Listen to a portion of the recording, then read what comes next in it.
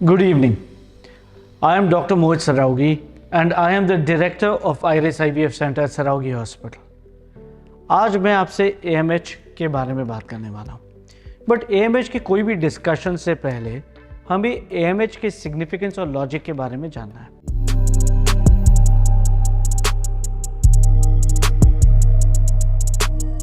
सो AMH एक blood test है जो हमें बताता है कि हमारे ओवरी में कितने अंडे बचे हैं और अपने ओवरी में कब तक एग बनाने की कैपेसिटी है, यानी हम कब तक प्रेग्नेंट हो सकते हैं। बट इसके लिए पहले हमें समझना है कि ओवेरियन एजिंग या ओवरी की उम्र क्या होती है, जो कि हमारे बायोलॉजिकल एजिंग से अलग होती है। नाउ जब हम पैदा होते हैं, कोई भी लेडी पैदा होती है, तो उसके अंडेशय या ओवरी में लगभग 4 लाख अंडे होते हैं। हर महीने कुछ ना कुछ अंडे कम होते जाएंगे, कम होते जाएंगे, कम होते जाएंगे। और नॉर्मली 40 या 41 की एज में एक्सपेक्ट करते हैं कि एग्स लगभग ख़त्म हो जाते हैं। बट एग्स ख़त्म होने के बाद भी मेनोपॉज अगले 5 या 6 साल तक नहीं आता। सो एवरेज इंडियन लेडी में एग्स अराउंड एज 40, 41, 42 में ख़त्म होते हैं और मेनोपॉज 45 और 50 के बीच में आता है। बट ये हर पेशेंट के लिए रेलेवेंट है, ऐसा ट्रू नहीं है।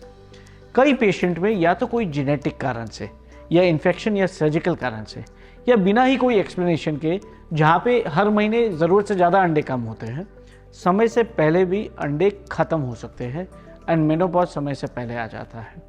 इसका ये मतलब है कि हर 100 लेडीज़ में 3 से 5% लेडीज़ ऐसे भी होंगी जिनमें एज भले 30, 31, 32 हो, बट अंडे इतने कम होंगे जैसे कि एक 40 साल की लेडी में हो।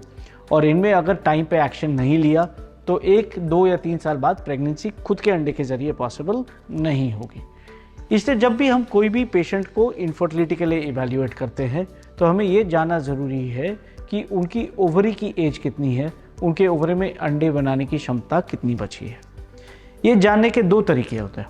एक तो होता है सोनोग्राफी के ज़रिए हम ओवरी को देखें, विजुअलाइज करें और उसमें एग्स कितने वो काउंट करें, जिसको बोलते हैं एंट्रल फॉलिकल काउंट।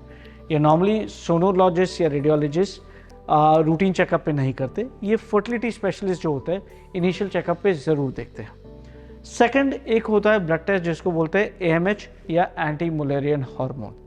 ये ब्लड टेस्ट ऐसा है जो खा पी के किया जा सकता है और पीरियड के कोई भी दिन पे कर सकते हैं और इसके रिपोर्ट अनुसार हम इंटरप्रेट कर सकते हैं कि हमारे ओवरी में कितने एग्स बचे हैं। ऑन एन एवरेज इसकी वैल्यू 1.5 से ज़्यादा होनी चाहिए। 1.5 to 3 जो बोलते हैं इसको नॉर्मल रेंज बोलते हैं। अगर वैल्यू 3.5 से ज़्यादा है तो ये पेशेंट्स अक्सर PCOD पेशेंट्स हो सकते हैं जिनमें थोड़ा हार्मोन इम्बैलेंस होता है और AMH की मात्रा ज़्यादा होती है। बट अगर पेशेंट में AMH 1.5 से कम है, यानी इनके अंडेशाही में अंडे बनाने की क्षमता रिड्यूस्ड है। अगर किसी पेशेंट में AMH की मात्रा 1 से कम आती है तो ये काफ़ी सीरियस है और इन पेशेंट्स को एडवांस ट्रीटमेंट की ज़रूरत है। ऑन अ बेयर मिनिमम इनको IUI की आवश्यकता है, on a more serious note IVF की आवश्यकता पड़ सकती है। फिर कुछ पेशेंट्स ऐसे भी होते हैं जिनमें AMH 0.1 या 0.05 होता है। ये पेशेंट्स अक्सर वो है जिनके अंडे बिल्कुल ही ख़त्म हो चुके हैं, अंडे बनाने की क्षमता अभी नहीं है और इन पेशेंट्स में कई बार हमें एग्स बाहर से लेने पड़ते हैं, जिसको कि डोनर एग IVF प्रोग्राम बोलते हैं, और वो एग्स को इनके हस्बैंड के स्पर्म से फर्टिलाइज करके बेबी लैब में बनाया जाता है और ये बेबी पेशेंट के यूट्रस पे डाला जाता है। यानी एग्स बाहर के होते हैं बट स्पर्म और यूट्रस अपना होता है। सो हमें इम्पॉर्टेंट ये है कि कोई भी पेशेंट जब फर्टिलिटी ट्रीटमेंट के लिए आए तो हम उनका एग का रिजर्व ज़रूर असेस करें, चाहे वो ये AMH ब्लड टेस्ट के ज़रिए हो या सोनोग्राफी के ज़रिए हो। नाउ नेक्स्ट क्वेश्चन इज कि अगर हमारा AMH कम आया तो फिर हम डिसाइड कैसे करें कि क्या ट्रीटमेंट करना चाहिए। पहली बात यह है कि अगर AMH 1.5 से कम आता है तो बेसिक मेडिकेशंस और सुपरवाइज फर्टिलिटी ट्रीटमेंट की ज़रूरत है। अगर AMH हमारा 1 के आसपास आता है तो चाहिए तो हम 1 या 2 बार IUI ट्राई कर सकते हैं, नहीं सक्सेसफुल हुआ तो मोर एडवांस ट्रीटमेंट जैसे IVF ICSI की तरफ बढ़ सकते हैं। अगर आपकी AMH 1 से कम आता है तो यूजुअली मैं सजेस्ट करूंगा कि IVF करना ही डायरेक्टली बेहतर है, क्योंकि जितना हम डिले करेंगे उतना एग की क्वांटिटी और क्वालिटी कम होते जाएगी और इवेंचुअली अगर IVF करना पड़ा तो हमारे सक्सेस के चांसेस उतने ही कम होंगे। सो इससे बेटर है कि जब तक एग्स है और डिसेंट क्वांटिटी में मिल रहे हैं, अर्ली इंटरवेंशन में अपना आउटकम बेटर रहेगा।